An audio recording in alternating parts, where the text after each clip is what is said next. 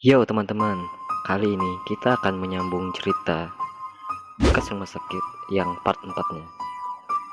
Dan sebelum itu, pastikan kalian sudah klik tombol like, komen, dan subscribe-nya. Dan gue mau ngenalin sama kalian grup yang cerita creepy-creepy dan hal-hal kalian suka yang tentang horor. Nah, di sini ada teman-teman. Dan gue juga adalah salah satu anggota dari grup ini. So, buat kalian yang mau gabung, linknya ada di deskripsi gue. Dan sebelum lanjut ke ceritanya, mari kita intronya dulu.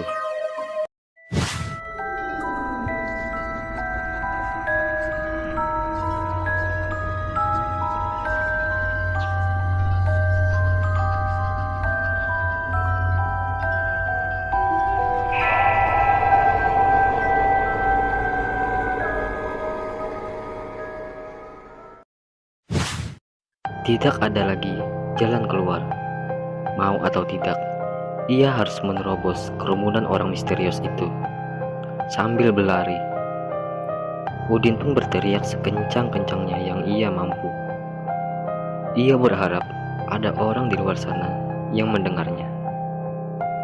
Sayangnya, Udin tidak bisa menerobos orang-orang yang berpakaian medis itu.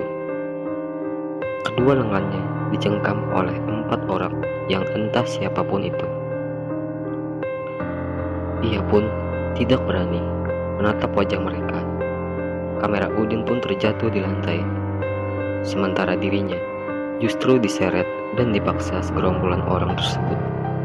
Ia berteriak, jemarinya mencoba mencakar lantai.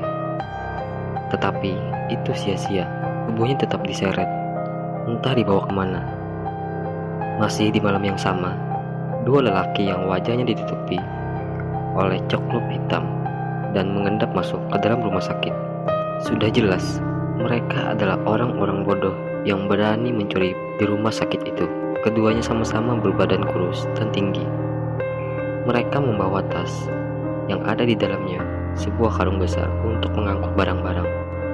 Oh ya teman-teman, di cerita ini kisahnya itu ada 2 orang, yaitu seorang yang bernama Daman dan satunya lagi yang bernama Roni. Nah, kita mulai. Ron, kata Daman. Apa? Daman menoleh ke temannya. Gila, ini rumah sakit. Pasti banyak banget barang berharganya. Iya Ron, mana nggak ada penjaganya lagi. Makin bebas kita malingnya. Tetapi man, katanya ini rumah sakit sangat angker. Halah, jangan percaya sama begituan. Setan yang harusnya takut sama kita. Lihat saja, kalau ada penampakan, gua tonjok sekalian setannya, kata Daman. Mereka bergegas masuk ke dalam rumah sakit dengan terburu-buru dan serakah. Mereka memasukkan barang-barang yang di sekitarnya yang masih laku dijual. Kemudian, mereka naik ke lantai 2. Roni dan Daman berpencar menyisir setiap ruangan.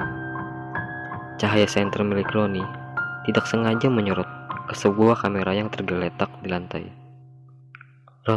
Roni menoleh ke sekelilingnya. Ia curiga ada seseorang di gedung ini. Ia menghampiri kamera itu. Tampak masih menyala dan sedang merekam. Dan kemudian ia mencoba mengutak-atik hendak memutar ulang apa saja yang sudah direkam kamera itu. Dan tetapi dia ternyata tidak bisa mengoperasikannya. Sesaat Roni sedang mengutak-atik barang tombol kamera itu, tiba-tiba dari layar kamera yang masih merekam itu menangkap anak perempuan yang berdiri di hadapannya. Anak itu menangis. Dari perawakannya, ia seperti berumur 5 tahunan. Rambutnya sebahu dan berponi. Ia mengenakan baju warna pink dan celana coklat. Sementara sendalnya bermotif tokoh kartun Dora. Roni curiga, jangan-jangan anak kecil itu setan. Pelan-pelan ia mendekatinya. Disentuhnya pundak anak itu. Ternyata pundaknya memang bisa disentuh. Roni menghembuskan napas lega. Ini pasti anak yang nyasar, pikir Roni. Kamu kok malam-malam ada bisa di sini? Anak itu menjawab, ibuku, katanya sambil menangis. Ibumu kemana? Anak kecil itu pun tak menjawab. Ia hanya mengulang kata ibuku berkali-kali. Itu membuat Roni bingung dan harus berbuat apa. Pikirnya tidak mungkin setan, karena tubuhnya dapat ia sentuh. Tetapi yang menjadi pikirannya, entah bagaimana anak itu bisa ada di gedung ini. Roni tidak mau ambil pusing. Tanpa memperdulikannya, Roni masuk ke ruang operasi dan meninggalkan bocah perempuan itu. Ia lalu memilah barang yang di sekitarnya berharga untuk dijual. Sementara itu, Daman yang sedang berada di ruangan dokter gigi menjarah barang-barang yang ada di sana. Dia bahkan mengambil monitor komputer beserta CPU-nya. Karung yang dibawa Daman sudah hampir penuh. Ia berdecak kesal. Padahal masih banyak barang-barang yang ingin ia bawa. Setelah karungnya penuh, ujung karung itu diikat dengan tali. Ia lalu memikulnya di bahu. Kemudian saat hendak keluar, sebuah gigi jatuh dari langit-langit menimpa kepalanya. Daman pun melihat ke atas. Ia menurunkan karung dari bahunya ke lantai, dan ia mulai memperhatikan sebuah lubang yang ada di langit-langit ruangan itu. Dua gigi geraham jatuh menimpa wajah Daman. Tidak lama berselang, banyak sekali gigi yang jatuh berhamburan dari atas. Daman pun berteriak ketakutan. Namun, ketakutan itu justru kian bertambah. Ia melihat sosok mengerikan merayap di dinding. Sosok itu mendekatinya perlahan. Sialnya, tidak ada jalan keluar. Pintu terkunci rapat dengan sendirinya. Teriakan Daman melengking dan memantul terdengar dari ruangan itu. Setelahnya, suara Daman lenyap tidak terdengar lagi. Nah, itu tadi cerita yang part 4-nya teman-teman.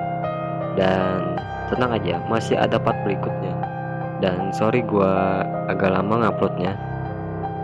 Dan buat kalian yang udah mematuhi peraturan PSBB, terima kasih. Dan yang masih keluar, mending di rumah aja. Dan gua Harry, goodbye.